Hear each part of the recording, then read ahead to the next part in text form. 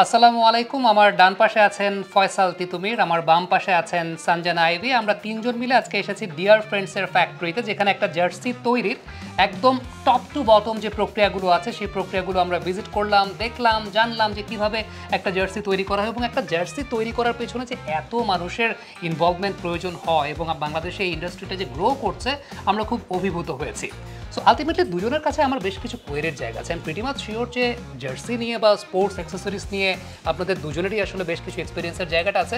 এবং by the way একটা বিষয় বলে নেওয়া ভালো, ডান পাশে যিনি ফয়সাল তিতুমির বিশিষ্ট আর্জেন্টিনার সমর্থক, বাম পাশে সঞ্জনা আইভি বিশিষ্ট ব্রাজিলের সমর্থক। বের করে দাও তাড়াতাড়ি। কেন? আমি মাঝখানে পর্তুগালের সমর্থক, আমি মাঝখানে রেফারি হিসেবে আছি। আমার একটা খুব গুরুত্বপূর্ণ কোয়েশ্চেনের জায়গা, সেটা হচ্ছে একজন বিশিষ্ট আর্জেন্টিনার সমর্থককে আসলে কত টাকা দিলে ব্রাজিলের জার্সি পরানো যাবে, কত টাকা বিক্রি হবে না? এটা আসলে জীবনেও সম্ভব না, টাকা দিয়ে কখনোই সম্ভব না। আমি 1 লাখ টাকা দিলাম আপনাকে, বললাম যে আপনি এখন এখান থেকে একটা ব্রাজিলের জার্সি পরবেন না? যদি কোনো রেকর্ড না থাকে, গোপনে পড়ার সুযোগ থাকলে পড়বো। 1 লাখ টাকা ওকে, তার মানে আর্জেন্টিনার সমর্থকরা 1 লাখ টাকার বিনিময়ে এই জায়গাটা করতে রাজি আছে। সঞ্জনা আইভি, আপনাকে যদি আলটিমেটলি আমি দেই এরকম 1 লাখ টাকার অফার যে আপনি আর্জেন্টিনার জার্সি পরবেন? Never ever. তাহলে লয়্যালটিটা কার বেশি, আর্জেন্টিনা না ব্রাজিল? আমরা লয়্যালটি 36 বছর আসলে পার করে ফেলছি। সো ওরা তো মাত্র 30 এর কাছাকাছি যাচ্ছে। সো ওরাও যখন 36 বছর পার হবে তখন ওদের ভিতরে এই ব্যাপারটা চলে আসবে। ছোট মানুষ তো এখনো। ওকে সঞ্জনা, কখনো কি এরকম হয়েছে যে ধরো ব্রাজিল বাদ হয়ে গেছে বিশ্বকাপ থেকে, বাট তুমি একটা খুব সুন্দর ব্রাজিলের জার্সি কিনেছো, এখন ব্রাজিল বাদ হওয়ার পরেও তুমি সেই জার্সিটা পরে যাচ্ছ, কিন্তু রাস্তাঘাটে তোমাকে মানুষজন বুলিং করছে, এক্সপেরিয়েন্স হয়েছে কখনো? অবভিয়াসলি হয়েছে। আমি লাস্ট যখন ব্রাজিল বাদ হয়ে গেল আসলে, তখন অনেকে জার্সি খুলে রাখছিল আমাদের অফিসের মধ্যে, বাট আমি খুলছিলাম না। ইটস ওকে, ফাইন, হারাটাও একটা খেলার পার্ট, পরে থাকতে হবে। খুব পচাচ্ছিল অফিসের লোকজন আমাদের। অ্যাজ ইট ইজ আমরা আর্জেন্টিনা যখন হেরেছিল সৌদি আরবের কাছে, খেজুর খাওয়ানো হয়েছিল আমাদের পক্ষ থেকে। সো দ্যাট অনেক অনেক বেশি পচিয়েছে সবাই আমাদের। তুমি ভাই 36 বছর ওই একটা জার্সি পরে তো পচানি তো খাইছেন, তাই না? কিন্তু সবচেয়ে বড় ট্রলই করা হতো যে জন্মের পর থেকে তো বিশ্বকাপ নিতে আমরা দেখি নাই। তারপর হচ্ছে যে দৌড় ওই কোয়ার্টার ফাইনাল পর্যন্ত, ব্রাজিল 5 বারের চ্যাম্পিয়ন। তো এইসব শুনতে শুনতে আসলে অভ্যস্ত, কিন্তু মজা করেও চিন্তা করি অ্যাকচুয়ালি একজন ফ্যানের কাছে আসলে একটা জার্সি, আমি তো এখানে ঢুকেই ভাবছিলাম, নর্মালি আমাদের অনেকের জার্সি কালেকশনের একটা শখ থাকে না, আমারও কিন্তু একেবারে ছোটবেলার জার্সি থেকে শুরু করে আর্জেন্টিনার যত রকমের জার্সি হয় হোম অ্যাওয়ে সবই কালেকশনে রাখা। ভাবছিলাম এই ডিয়ার ফ্রেন্ডস থেকে আমরা কি কি কালেক্ট করতে পারি ফর জার্সি। সঞ্জনা, কখনো কি এরকম হয়েছে যে কোনো একজন ফ্রেন্ড যার সাথে খুব ভালো ফ্রেন্ডশিপ, শুধুমাত্র সেই ফ্রেন্ডশিপটা কোনো কারণে নষ্ট হয়ে গেছে বা একটু বাধাপ্রাপ্ত হয়েছে কারণ সে আর্জেন্টিনার জার্সি পরেছে? না, এরকম হয়নি, কিন্তু আমার বেস্ট ফ্রেন্ডই আর্জেন্টিনার সমর্থক। সো আমি ওকে খুব বেশি পচাতাম যে কেন আর্জেন্টিনা, তুমি আমার বেস্ট ফ্রেন্ড হয়ে কিভাবে তুমি আর্জেন্টিনা সাপোর্ট করছো, কেন পরেছো এই জার্সি? যাও, তোমার সাথে ছবি তুললাম না, আমি ছবি তুললাম না। এটা ফান অ্যাড করে। নিজের বেস্ট ফ্রেন্ড যখন অপোনেন্ট টিমে থাকে তখন আসলে মজাটা আরো বেশি হয়। সারা দিন ওকে পচাচ্ছি, আমিও ওর সঙ্গে। এরকম কখনো হয়েছে যে ছোটবেলায় কোনো একটা জার্সি আপনি কিনেছেন, কিন্তু জার্সির পেছনে নাম নাই, মার্কার দিয়ে নিজের নাম লিখছেন ফয়সাল, বা মার্কার দিয়ে হয়তো বা বাতিস্তুতার নাম লিখছেন, এরকম কখনো হয়েছে? আমরা যারা গ্রামে বড় হয়েছে, আমি সত্যি কথা বলি, আমাদের কাছে জার্সিটা একটা সাংঘাতিক রকম বিলাসিতার ব্যাপার। জার্সি পাওয়া মানে ইটস সামথিং, একটা সোনার হরিণের মতো ব্যাপার। ফলে এটা আসলে খুব রেয়ার ছিল। তারপরে আমরা অনেকেই জার্সি কালেক্ট করতাম এবং পেছনে নিজের নাম লেখার, এটা তো একটা সাংঘাতিক ব্যাপার। নামের চেয়ে বেশি আমাদের ছিল নাম্বার, যেটা সত্যি কথা, যে আমরা যদি 10 number jersey, so let's say 7 number jersey, এরকম নাম্বারটা is something very very matter করতো আসলে আমাদের কাছে। সঞ্জনা, কখন এরকম হয়েছে যে হলুদ রঙের কোনো একটা ড্রেস, সেটার মধ্যে সবুজ কালারের কস্টেপ পেঁচিয়ে কিংবা মার্কার দিয়ে সেটার মধ্যে নাম্বার বা নাম লিখে জার্সি বানানো, এরকম কখনো করতে হয়েছে? হ্যাঁ, এরকম ছোটবেলায় যখন পাড়ায় যখন আমরা খেলতে বের হতাম, তখন টি শার্টের মধ্যে লিখে রাখতাম বড় মার্কার পেন দিয়ে যে ওকে ফাইন, আমি Sanjana, this is my number and I am a Brazil fan. এই জায়গাটা কিন্তু বর্তমান সময়ে অনেক সহজ হয়ে যাচ্ছে। কেন সহজ হয়ে যাচ্ছে? ডিয়ার ফ্রেন্ডসের মতো যারা জার্সি বা মার্চেন্ডাইজিং কোম্পানিগুলো আছে, আপনি কিন্তু চাইলে আপনার মতো করে কাস্টমাইজড করে নিতে পারছেন। কিন্তু ভাই, এই যে ইন্ডাস্ট্রিগুলো দাঁড়াচ্ছে, আমি ডিয়ার ফ্রেন্ডসের কথা যদি এক্সাম্পল দিই, পেছনে কিন্তু একটা বড় ধরনের কর্মযজ্ঞ চলছে। আপনি চাইলে আপনার নাম কাস্টমাইজ করতে পারছেন, লোগো কাস্টমাইজ করতে পারছেন। ডেফিনেটলি এইটা তো একটা অনেক বড় ব্যাপার যে একটা ইন্ডাস্ট্রি গ্রো করছে বাংলাদেশে। এটা আসলে যত বেশি সম্ভব একদম কাস্টমার ক্লায়েন্ট পর্যায়ে, হ্যাঁ, ধরো এখানে ফ্যাক্টরিতে এসে না, যদি এরকম হয়, ডিয়ার ফ্রেন্ডস একটা শোরুমে গেলাম, আমি গিয়ে ইনস্ট্যান্ট ওখানে বলছি, কারণ এখন আসলে মানুষের খুব কুইক চাই সবাই। যেমন আমার নিজের এক্সপিরিয়েন্স, এবং এটা অবশ্যই একটা বিগ স্টার্ট, এবং এইটা তো আমি একটা অ্যাসেট যে আমার একটা যে টিম পছন্দের জার্সি, সেটা ব্রাজিল হোক আর্জেন্টিনা হোক, সেখানে আমার নাম আছে। যে নাম্বারটা 10 নাম্বার জার্সি নেইমার পড়ছে, মেসি পড়ছে, সেখানে এখন ফয়সাল তিতুমির বা সানজানা বা সামি, এটার যে একটা প্রাইড আমাদের ফ্রেন্ডদের মধ্যে, সবাই আর্জেন্টিনা জার্সি পড়ছেন, কারোর পেছনে নাম না, আমার পেছনে নাম আছে, সো সামথিং মানে আমি তখন তাদের চেয়ে আসলে এক ডিগ্রি উপরে উঠে গেলাম।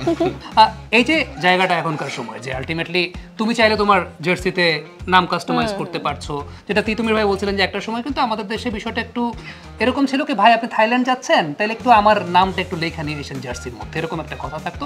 বাট বাংলাদেশে এখন চাইলে আমরা সেটা করতে পারছি। Definitely it's a positive thing এবং মার্কেটটা গ্রো করছে, এতগুলো মানুষের কর্মসংস্থান হচ্ছে। একদমই তাই, মানে ডিয়ার ফ্রেন্ডস যেটা করছে, আমি যখনই চাচ্ছি আমাকে 2-3 দিনের মধ্যে আমি জার্সি পেয়ে যাচ্ছি এবং এত সুন্দর নিখুঁতভাবে তারা কাজ করে যাচ্ছেন। আর বাংলাদেশের ইয়াংস্টার্স যারা আছে তাদের জন্য কিন্তু এইটা খুব ভালো একটা উদ্যোগ তৈরি হয়েছে, যেটা করছে সবাই মিলে। তিতুমির ভাইয়ের সাথে আমার রিলেশনশিপটা অনেক বেশি বন্ডিং হয় আসলে ক্রিকেট মাঠে, মানে কোনো একটা ক্রিকেট ম্যাচে আমি পরপর 2টা ছক্কা মারলাম, তিতুমির ভাইয়ের পর দেখলাম হাততালি দিচ্ছে আর কি। তিতুমির ভাই আমি ওই দিন কোনো ব্যাট ট্যাট ভাঙি নাই, কিন্তু আপনার এরকম কোনো ইনসিডেন্ট আছে যে ছোটবেলায় আপনি প্রচুর ব্যাট ভাঙছেন? একটা তো আছে যে বল পিটা ব্যাট ভাঙা, আরেকটা বিষয় আছে যে আপনি পড়াশোনা করতেছেন না, আঙ্কেল আন্টি ব্যাট ভেঙে ফেলছে।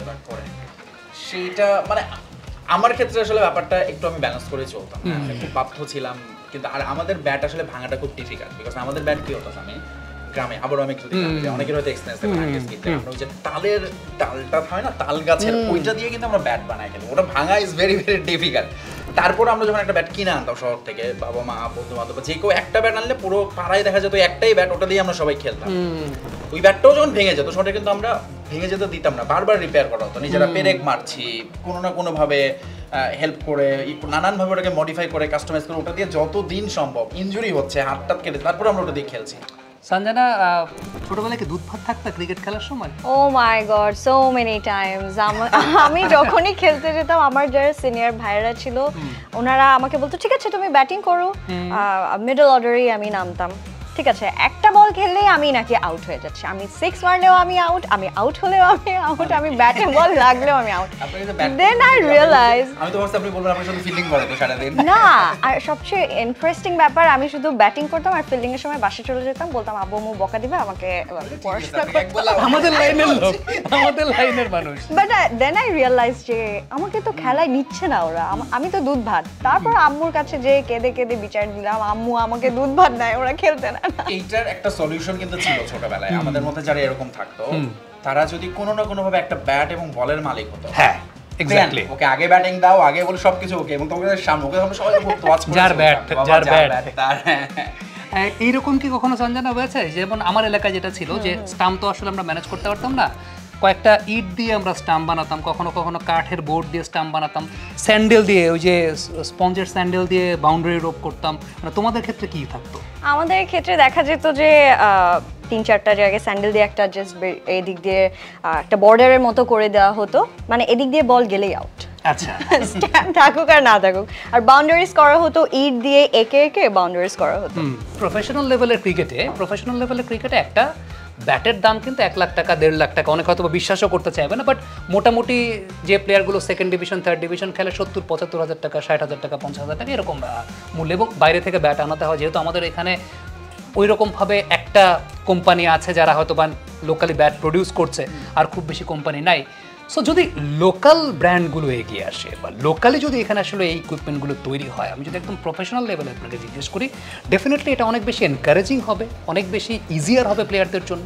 অবভিয়াসলি সবচেয়ে বেশি যেটা হবে খুব সহজলভ্য হবে এবং চিপে আমরা হয়তো পাবো, কারণ নর্মালি কি হয়, একটা জার্সি আমরা জানি যে বাবুর অফিসিয়াল জার্সি বাংলাদেশে হলো অনেক এক্সপেন্সিভ হয়তো অনেকের জন্য, কিন্তু একই জার্সি কিন্তু আমরা কপি জার্সি বা কম দামে পাচ্ছি, বিকজ এগুলো লোকালি মেড হচ্ছে। সেম ক্রিকেট ব্যাটের ক্ষেত্রে 1-1.5 লাখ টাকার ব্যাটও কিন্তু বাংলাদেশে যখন কাস্টমাইজ করে তৈরি করা হবে, হয়তো কাছাকাছি মানের ব্যাট কিন্তু অনেক কমে পাবো, এটা গড়ে উঠছে, তার জন্য এটা দারুণ ইন্সপিরেশন। বাংলাদেশে আসলে এটার কেন হয় না, এটাই বরং একটা বড় প্রশ্ন। আমার এখনো মনে আছে বাংলাদেশে একসময় একটাই মনে হয় স্পোর্টস শপ ছিল, মানে আমরা ঢাকায় আসলে ওই শপটাতে ইন্টার স্পোর্টস ফারুক ভাই কিন্তু তারাও কিন্তু আসলে একটা ফ্র্যাঞ্চাইজির মতো করে কাজ করতো।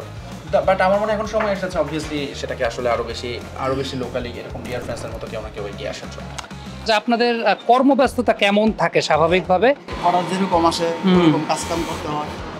আমরা সকাল 8টা-9টার দিকে আসি, সকাল বিকাল 6টার দিকে চলে যাই, 6টা 7টা 8টা। আপনার সেলাই করার কাজে কখনো একটা দুইটা ভুল হয়ে গেল, তখন সেগুলোকে সংশোধন কেমনে করেন? এটা হয় না কখনো? ভুল তো হবে, কিন্তু জার্সিগুলো একটু আমরা বিবেচনা করে দিয়ে একটু ভালো করেই করি, আস্তে ধীরে করি, মানে খুব সাবধানের সাথে কাজ করেন, বিষয়টা তো সেরকম। কোয়ালিটি সম্মত কাজ করি। খেলা, আপনি কি খেলা দেখেন?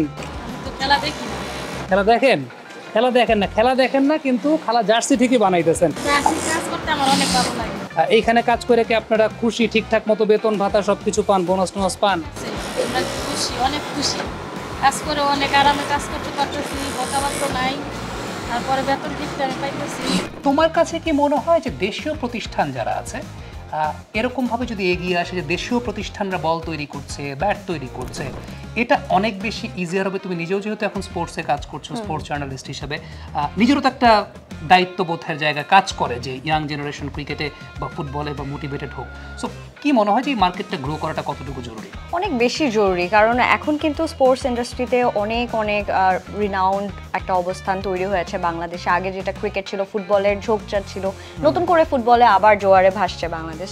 তো এর মধ্যে থেকে আমি যেটা বলতে চাই, এইসব বল তৈরি করা, ব্যাট তৈরি করা, আরও যেসব ইকুইপমেন্ট রয়েছে সেগুলো আরও বেশি বেশি তৈরি করা উচিত। যারা তরুণ উদ্যোক্তা রয়েছে তাদের আসলে উচিত এই সেক্টরটাতে বেশি বেশি ফোকাসড করা। জার্সি মেকিংয়ে, বল বা ব্যাট মেকিংয়ে আরও বেশি বেশি এগিয়ে আসাটা খুব বেশি জরুরি। তাহলে স্পন্সরশিপের যে ইস্যুটা রয়েছে সেটাও কিন্তু অনেক ঘাটতি রয়েছে বাংলাদেশে। আসলে অন্যান্য কোম্পানিগুলো আসলে স্পোর্টসের সেক্টরে স্পন্সর করছে, সেক্ষেত্রে যদি এই জার্সি মেকিং কোম্পানিগুলো বা স্পোর্টস ইকুইপমেন্ট মেকিং কোম্পানিগুলো যদি স্পন্সর করতে পারে, সেক্ষেত্রে আসলে এটা অনেক বড় একটা পজিটিভ সাইন।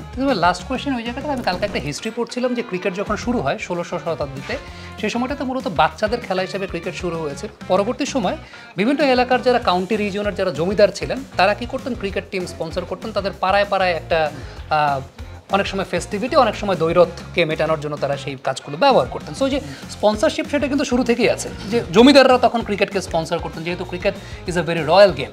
সো এই জায়গাটা আপনার কাছে কি মনে হয় যে দেশীয় স্পোর্টস ব্র্যান্ড যদি তৈরি হয় বাংলাদেশে, একদিক থেকে তারা মার্চেন্ডাইজিং করছেন, ম্যানুফ্যাকচারিং করছেন, সেই সাথে এলিট লেভেলে কি আমরা ওই পর্যায়েও দেখতে পারি তাদেরকে যে স্পন্সরশিপস তারা করছেন, ইভেন সেটা একদম রুট লেভেল থেকে শুরু করে একদম টপ লেভেল পর্যন্ত? এটা তো আসলে আমাদের এক্সপেকটেশন থাকবে, অবশ্যই আমরা এটা চাই তারা করবে। কিন্তু বাস্তবতা হচ্ছে যে আমি নিজে যেহেতু এই জায়গাটা একটু কাজ করেছি স্পন্সর নিয়ে, দেখেছি যে স্পোর্টস নিয়ে আমি কাজ করতে গিয়ে স্পোর্টস নিয়ে যারা স্পোর্টস কোম্পানিগুলোকে আসলে ইন্টারেস্ট করানোটা খুব ডিফিকাল্ট। তারা মনে করে যে একটা শোরুম দিলাম, আমার এখানে ক্লায়েন্ট এসে কিনবে। বাট কোকা কোলা বা নাইকি, অ্যাডিডাসের কথা বলছে, পুমা, ওরা কিন্তু ওয়ার্ল্ড ওয়াইড, মানে ওদের তো এখন আর এত স্পন্সর করার দরকার নেই। ওরা কেন করে? বিকজ দিস ইজ আ মানে একটা লাইফ লং প্ল্যান থাকে, ওদের স্ট্র্যাটেজি থাকে, যেটাতে আসলে আমরা অনেক অনেক বেশি পিছিয়ে। আমি যদি বলি বাংলাদেশের লোকাল কিছু কোম্পানি, আমি হয়তো নাম মেনশন করবো না এখানে, বাট আমরা সবাই বুঝে যাবো যে তারা কিন্তু পরিচিতই হয়েছে শুধুমাত্র স্পোর্টসে ইনভেস্ট করা, স্পোর্টসের সাথে কোনো কানেকশনও নাই। তারপর তারা স্পোর্টসে কেন আসছে? বিকজ এখানেই আসলে, এবং সেটা এমন না যে ক্রিকেট, ফুটবলে, কাবাডি, ব্যাডমিন্টন, নানান ধরনের খেলার সাথে সেখানে যারা স্পোর্টস নিয়ে কাজ করে, স্পোর্টস ইকুইপমেন্টস নিয়ে, অনেকেই কিন্তু আসলে এখন বাংলাদেশে বিজনেস তারা মনে করছে এখানে ভালো হচ্ছে না, করতে পারছে না। এটা একটা বড় রিজন, তাদের ওই মার্কেটিং অনেকে জানেই না। লেটস সে ডেকাথলন বলে একটা কিছু আছে, তাদের কাছে কিন্তু খুব ভালো। কিন্তু তারা এই উত্তরেও তো তাদের শোরুম ছিল, এখনো আছে কিনা আমি জানি। এরকম আমি আরো অনেকগুলো নাম বলতে পারবো যারা আসলে প্রপার এই মার্কেটিং বা স্পন্সরশিপের কথাও যদি বলি, সেখানে ছোট ছোট, ভাই এমন না যে আপনাকে কোটি টাকা দিয়ে স্পন্সর করবে, ছোট ছোট স্পন্সর করে আসা যায়। এবং আমি খুব করে চাইবো যেন তারা আসে, তাহলে অ্যাটলিস্ট প্রথমত হচ্ছে মানুষ এটা জানবে যে আচ্ছা বাংলাদেশ থেকে এখন এই প্রোডাক্ট কিনতে পারবো। পাশাপাশি গেমার যারা আয়োজন করে তাদের জন্য এটা একটা দারুণ দারুণ হেল্পফুল হবে। সো আমার কাছে মনে হয় যে এই জায়গাটা স্পোর্টস ফ্র্যাটার্নিটির মানুষ হিসেবে আমরা এক্সপেকটেশনের জায়গাটা সেভাবেই রাখতে পারি যে আলটিমেটলি এর মাধ্যমে একটা ইন্ডাস্ট্রি গ্রো করুক। দিন শেষে সেটা ইন্ডাস্ট্রিটা গ্রো করলে শুধুমাত্র একদিকে না, যে স্পোর্টস মার্চেন্ডাইজিং সেক্টরটা এন্টায়ার স্পোর্টস একটা কন্ট্রিবিউশনের জায়গায় কাজ করতে পারে। Thank you so much Titumir ভাই, thank you so much Sanjana. আমার কাছে মনে হয় আজকে আমরা একটা ভিজিটে এসেছিলাম, সাডেন ভিজিট, যেখানে দেখলাম যে কীভাবে ডিয়ার ফ্রেন্ডসের সেখানে জার্সি ইকুইপমেন্টস তৈরি করা হচ্ছে এবং ইটস আ লেন্দি প্রসিডিউর। এবং আমার কাছে মনে হয় যে স্যালুট টু দেম যারা আমাদের পেছনে কাজ করছেন এই জায়গাটায়। থ্যাংক ইউ সো মাচ আপনাদের হসপিটালিটির জন্য, এবং তাদের কাজের মাঝখানেও আমরা একটু ডিস্টার্ব করলাম আর কি। বাট বাংলাদেশ থেকে কিন্তু জার্সি ডিয়ার ফ্রেন্ডস, আমি একটু আগে শুনতে পাচ্ছিলাম যে সৌদি আরবে কিংবা বিশ্বের বিভিন্ন প্রান্তেও কিন্তু জার্সিগুলো ডেলিভার করা হচ্ছে। আমাদের এই শিল্পের মানটা অনেক উন্নত এবং সেই উন্নত মানের নিশ্চয়তা আপনাকে ডিয়ার ফ্রেন্ডস দিচ্ছে। আজকে একটা ফ্রুটফুল ডিসকাশন এই জায়গা থেকে করেছে, আশা করছি আপনাদের কাছে ভালো লেগেছে। কমেন্ট বক্সে আপনাদের মন্তব্য, মতামত তিতুমির, সানজানা আইভি, তাদের কাছে যদি কোনো কোয়েশ্চেন থাকে, কোয়েরি থাকে, অবশ্যই জানাবেন। পরবর্তী কোনো একটা এপিসোডে আমরা সেই আচ্ছা, আমি অ্যান্সারগুলো একটা জিনিস যোগ করতে পারি সেটা। শিওর। বারবার ওই যে বলের কথা বললেন যে বল হারিয়ে যাবে ছোট, আমার সেটাতে জাস্ট একটা জিনিস শুধু মনে হলো অ্যাড করি, সেটা হচ্ছে আমাদের আসলে সবার প্লিজ যারা দেখছেন বা যারা দেখবে, বাচ্চারা অবশ্যই খেলাধুলাটা করবে। কারণ আমাদের সময় স্বামী বাচ্চাদের রোগ টোগ কম হতো কেন, আমরা যে পরিমাণ বল ড্রেন থেকে তুলতাম বা ময়লা থেকে আনতাম, ওই রোগ জীবাণু না আমাদেরকে ধরতে পারতো না পারে। তো এইটাই জাস্ট আমি শুধু বলতে চাই যে খেলাধুলাটা খুব জরুরি। সো আপনারা যে কোনো ধরনের খেলাধুলায় বাচ্চাদেরকে আসলে একটু উৎসাহ দেওয়া উচিত। আমার নিজেরও বাচ্চা আছে, অনেকেরই আমি জানি দেখছেন হয়তো মনে করি যে না পড়াশোনাটা আগে, অবভিয়াসলি পড়াশোনা আগে, বাট একই সাথে খেলাধুলা কিন্তু সমানভাবে জরুরি বলে আমি মনে করি। এক্স্যাক্টলি। এবং সেক্ষেত্রে ডিয়ার ফ্রেন্ডসের মতো এরকম প্রতিষ্ঠান যখন তৈরি হচ্ছে বাংলাদেশে, এটা আরো বেশি হেল্পফুল হবে বাচ্চাদের জন্য। Thank you so much to everyone for watching, এবং স্পোর্টস ফর অল এই তত্ত্বে আমরা বিশ্বাস করতে চাই। থ্যাংক ইউ সো মাচ আমাদের সঙ্গে থাকার জন্য।